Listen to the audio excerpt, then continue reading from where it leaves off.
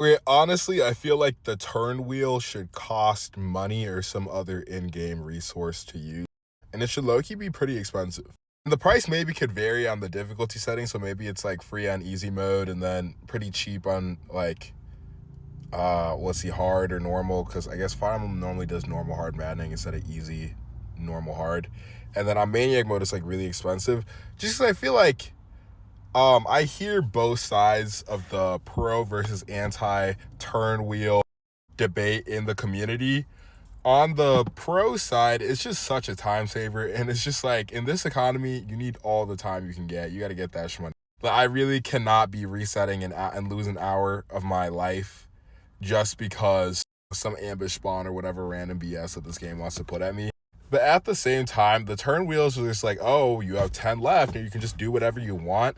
They're kind of changing the strategy in ways where it's like things don't really feel like they matter as much, which really takes out the sort of like feeling of actually being in a war.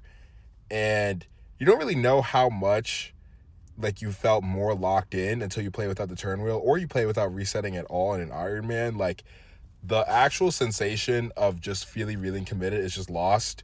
And some people who will say you can just choose not to use it, like those people don't really understand the I don't think they've played it, because it really doesn't make sense. There's a difference between like the psychological state of saying, oh, I'm at war at this game, and if I make a mistake I'm actually going to lose as much time, or I'm actually just going to lose this unit, and saying I'm choosing to allow myself to keep going. Like, it's not the same psychological state. It's not the same immersion. It's a role play. It's a strategy role playing game, and not everyone has to play like that. But turn wheel just kind of lets people cheese so much. And sometimes, on the flip side, though, it is fun to use a high risk strategy knowing that you have the turn wheel.